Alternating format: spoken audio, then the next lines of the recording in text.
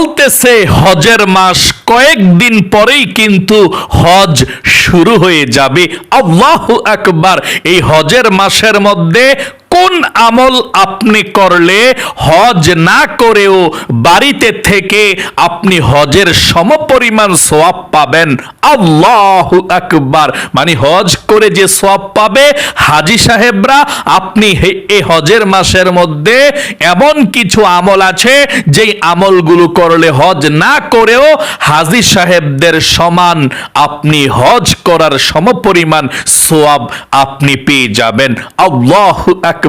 এবং এই হজের মাসে কোন আমল করলে আপনার মনের আশা পূরণ হবে, অভাব অনটন দূর হবে, দুঃখ কষ্ট দূর হবে, আল্লাহ আপনার রিজিকের দরজা, বরকতের দরজা খুলে দিয়ে আপনার মনের আশাগুলো পূরণ করবে, সেই আমলগুলো সম্পর্কেও আমি বলে দেব ইনশাআল্লাহ। তাহলে প্রিয় দিনী ভাই এবং বোনেরা, এই গুরুত্বপূর্ণ ভিডিওটা মনোযোগ সহকারে দেখার জন্যে আমি অনুরোধ করব।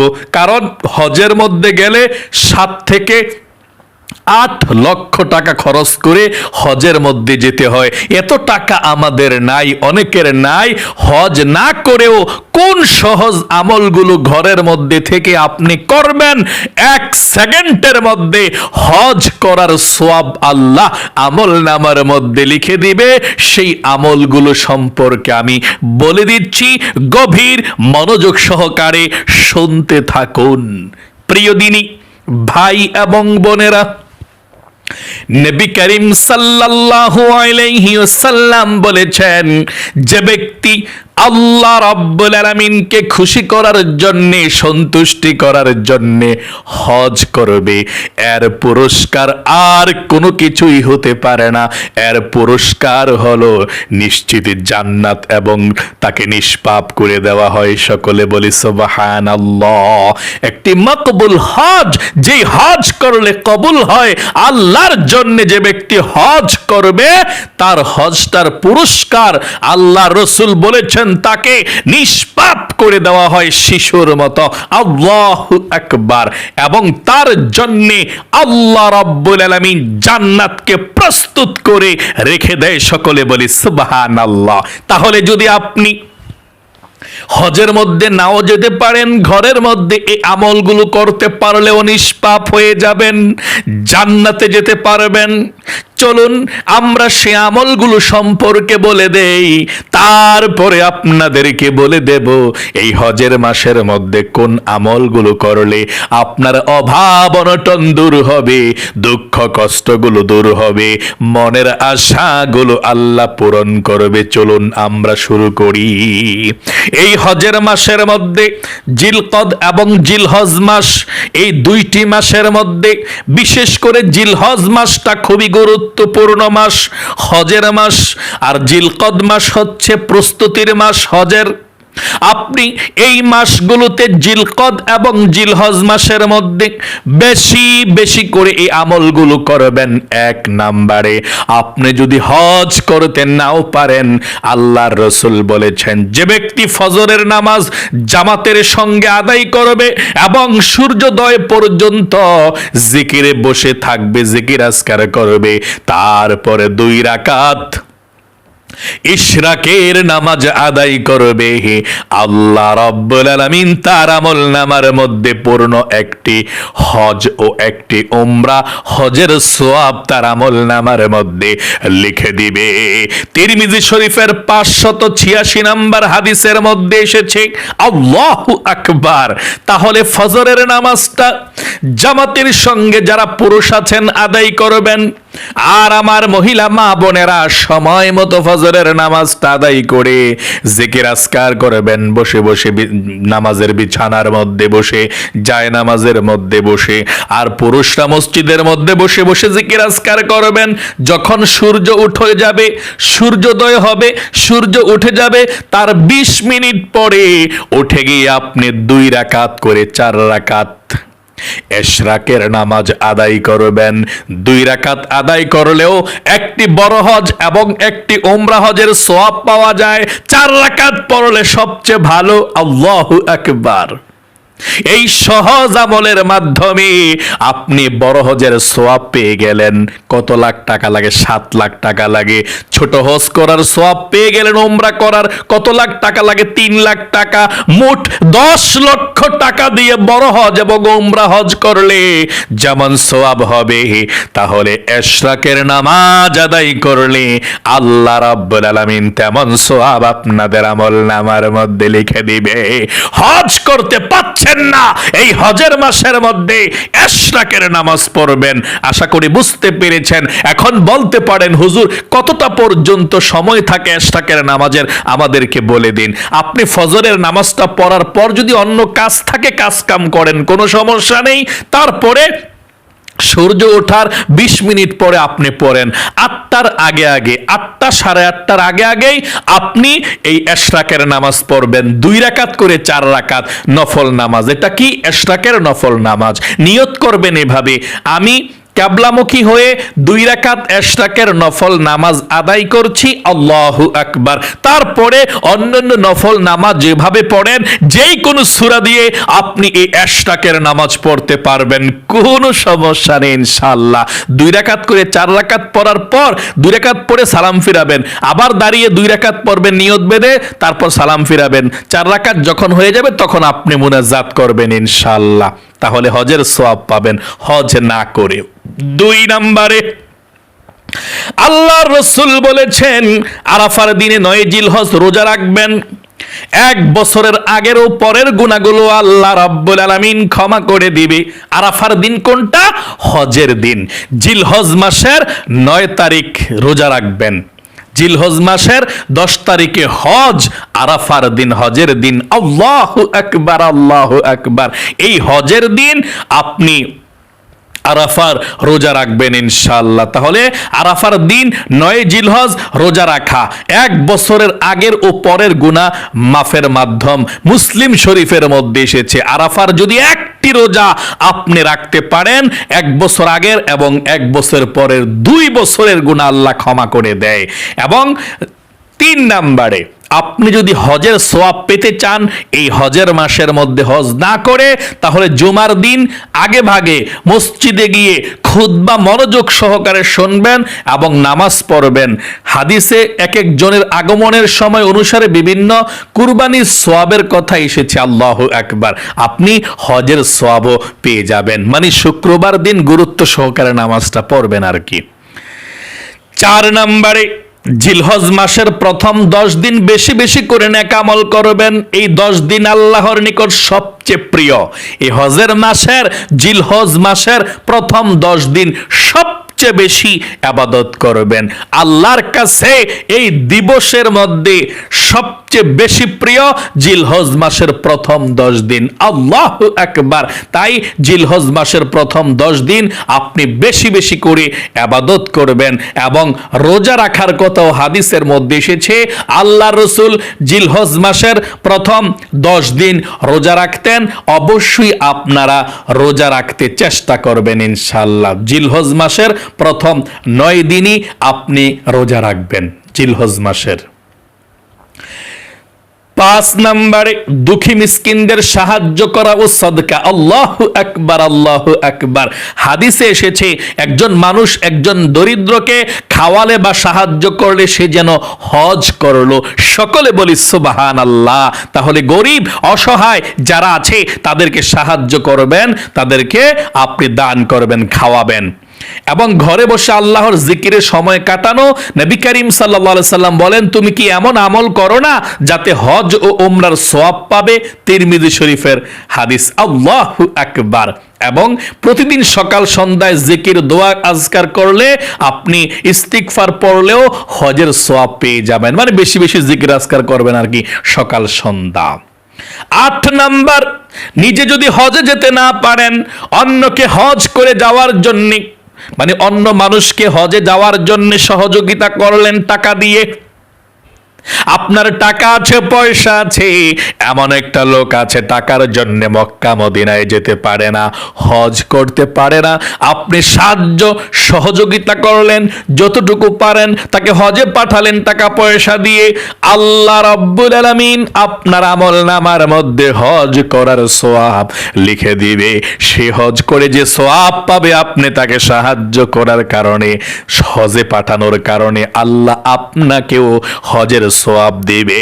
এই জন্যে যদি টাকা পয়সা থাকে, যদি ধনী হয়ে থাকেন, আল্লাহ রিজিক দিয়ে থাকে, যারা অভাব অনটনে আছে, গরিব আছে, আলেম ওলামা, দিনদার, 5 ওয়াক্ত নামাজি, নবীজির প্রেম ভালোবাসা তার মনের মধ্যে আছে, হায়রে টাকা পয়সার জন্য মক্কা মদিনায় যেতে পারে না, তাকে টাকা পয়সা দিয়ে মক্কা মদিনায় পাঠান, আপনি হজ করার সওয়াব আল্লাহ আপনার আমলনামার মধ্যে লিখে দিবে। সকলে বলি সুবহানাল্লাহ। 9 নাম্বার, নিজে হজের নিয়ত করতে না পারলেও হজের দিনে দোয়া ও কান্নাকাটি করা। আরাফার দিন আল্লাহর কাছে তাওবা ও দোয়া বিশেষভাবে কবুল হয়। আপনি হজ করতে পারছেন না, আরাফার দিন, হজের দিন আপনি আল্লাহর কাছে বেশি বেশি করে কান্নাকাটি করবেন, আল্লাহ হজ করতে পারলাম না, ও আল্লাহ আমাদেরকে হজ করার তৌফিক দান করে দাও। এভাবে যদি আপনি আল্লাহর কাছে কান্নাকাটি করেন, আল্লাহর কাছে যদি ভালো লেগে যায়, তাহলে আল্লাহ আপনাকে হজ না করেও হজের সওয়াব আমলনামার মধ্যে আল্লাহ দিয়ে দিবে। আল্লাহু আকবার। 10 নম্বরে সবচেয়ে সহজ, আল্লাহু আকবার। হাদিসে আছে, পিতামাতার খেদমত ও তাদের সন্তুষ্টি অর্জন করা হজ ও উমরার সমতুল্য। আল্লাহু আকবার। আল্লাহ রাসূল বলেছেন, যদি কোনো সন্তান তার মার দিকে নেক নজরে একটিবার তাকায়, আল্লাহ রাব্বুল আলামিন তার আমলনামার মধ্যে একটি কবুল হজের সওয়াব লিখে দেয়। সকলে বলি সুবহানাল্লাহ। আল্লাহর নবী বললেন, যে ব্যক্তি 2 বার তাকায় 2টি কবুল হজের সওয়াব লিখে দেয়। এবার সাহাবাই কেরাম বললেন, ইয়া রাসূলুল্লাহ, ও ইয়া হাবিবাল্লাহ, আমি যদি আমার মার দিকে দৈনিক 100 বার রহমতের নজরে তাকাই, তাহলে কি আমাকে আল্লাহ 100টি কবুল হজের সওয়াব লিখে দেবে? তখন আল্লাহর রাসূল বললেন, আল্লাহর কাছে কোনো কিছুর অভাব নাই। তুমি যদি তোমার মার দিকে দৈনিক 100 বার তাকাও, 1,00,000 বার তাকাও মায়ার নজরে, দয়ার নজরে, আল্লাহ রাব্বুল আলামিন তোমার আমলনামার মধ্যে আল্লাহ কবুল হজের সওয়াব প্রত্যেক বারে বারে লিখে দিবে। হাজার হাজার লক্ষ লক্ষ কবুল হজের সওয়াব তোমাদের আমলনামার মধ্যে লিখে দিবে। আল্লাহু আকবার। মা বাবার সন্তুষ্টি অর্জন করলেও মক্কা মদিনায় না গিয়ে হজ করার সওয়াব পাওয়া যায়। এই জন্যে মার সঙ্গে, বাবার সঙ্গে ভালো ব্যবহার করুন, মার দিকে মায়ার নজরে তাকান, মার সঙ্গে আপনি সুন্দর ব্যবহার করুন, তাহলে মক্কা মদিনায় না গিয়েও মার দিকে তাকিয়ে মক্কা মদিনায় যায়া হজ করলে, উমরা করলে যেমন সওয়াব হতো, তেমন সওয়াব আল্লাহ আমলনামার মধ্যে লিখে দেয়। সকলে বলি সুবহানাল্লাহ। আশা করি বুঝতে পেরেছেন এবং জানতে পেরেছেন, এই হজের মাসের মধ্যে মক্কা মদিনায় না গিয়ে, হজ না করেও কিভাবে ঘরের মধ্যে থেকে, বাড়িতে থেকে, আপনি আপনার দেশে থেকে হজের সওয়াব কিভাবে অর্জন করবেন। চলুন আমি এক্ষুনি বলে দিচ্ছি, এই হজের মাসের মধ্যে আপনি কোন আমলগুলো করলে আল্লাহ আপনার মনের আশা পূরণ করবে, আপনাকে আল্লাহ রিজিক দিবে। চলুন এক্ষুনি আমি আমলটার কথা বলে দিচ্ছি, কারণ অনেকে অভাব অনটনের মধ্যে আছেন, দুঃখ কষ্টের মধ্যে আছেন, মনের আশা পূরণ হয় না। আবারও চলছে হজের মাস, খুবই গুরুত্বপূর্ণ মাস, দোয়া কবুলের মাস, রহমতের মাস, আল্লাহর কাছে শ্রেষ্ঠ মাস। আল্লাহু আকবার। এই হজের মাসে বেশি বেশি করে আপনি নবীজির উপর দুরূদ শরীফ পাঠ করবেন, যেই কোনো দুরূদ শরীফ পারেন পাঠ করবেন, এবং আল্লাহ রাব্বুল আলামিনের একটি নাম আপনি বেশি বেশি করে পাঠ করবেন। আপনি যখনই মুনাজাত করবেন, তার পূর্বে আল্লাহর এই নামটা কমপক্ষে একবার হলেও পাঠ করবেন, তারপর আল্লাহর কাছে মুনাজাত করবেন। বেশি বেশি করে আপনি আল্লাহর কাছে দোয়া করবেন। আপনি দোয়া করার পূর্বে দুরূদ শরীফ পাঠ করবেন, যেই কোনো দুরূদ শরীফ পারেন পাঠ করবেন। সাল্লাল্লাহু আলাইহি ওয়াসাল্লাম একটি দুরূদ শরীফ, এবং দুরুদ ইব্রাহিম নামাজের দুরুদরাও একটা দুরূদ শরীফ। আপনি যেই কোনো দুরূদ শরীফ পাঠ করতে পারেন। দুরূদ শরীফ একবার পড়ে তারপর আল্লাহর এই গুণবাচক সিফাতি নামটা একবার পড়ে, ইয়া যাল জালালি ওয়াল ইকরাম, এই নামটা একবার পড়ে আপনি আল্লাহর কাছে চাইবেন, যা চাইবেন তাই পেয়ে যাবেন। এই হজের মাসে একটু পর পরে অজু থাকুক আর না থাকুক, আপনি আল্লাহর কাছে মুনাজাত করবেন, বেশি বেশি করে দোয়া করবেন। দোয়া করার পূর্বে একবার দুরূদ শরীফ, তারপরে ইয়া যাল জালালি ওয়াল ইকরাম আপনি পাঠ করে আল্লাহর কাছে বলবেন, আল্লাহ গো, অভাব অনটনের মধ্যে আছি, হজের মাসের উসিলা করে ও আল্লাহ, তোমার নামের উসিলা করে অভাব অনটন গুলো দূর করে দাও। আল্লাহ, মনের মধ্যে অনেক স্বপ্ন, অনেক আশা আছে, আল্লাহ মনের নেক আশাগুলো পূরণ করে দাও। আপনার মনের আশাগুলোর কথা আল্লাহর কাছে বলবেন, দুঃখ কষ্টের কথা আল্লাহর কাছে বলবেন। এই হজের মাসের মধ্যে বেশি বেশি করে দুরূদ শরীফ পড়ে ইয়া যাল জালালি ওয়াল ইকরাম পড়ে আল্লাহর কাছে বলতেই থাকবেন। এভাবে সকালেও মুনাজাত করুন, জোহরের নামাজের পরেও মুনাজাত করুন, আসরের নামাজের পরেও মুনাজাত করুন, মাগরিবের নামাজের পরেও মুনাজাত করুন, এশারের নামাজের পরেও মুনাজাত করুন। যদি পারেন তাহাজ্জুদের নামাজ পড়েন, তাহলে তাহাজ্জুদের নামাজের পরেও আপনি এভাবে মুনাজাত করুন। ইনশাআল্লাহ, আল্লাহর কসম করে বলছি, আপনি দোয়া করতে দেরি, আল্লাহর আরশে আযিমের মধ্যে দোয়া পৌঁছতে দেরি হবে না।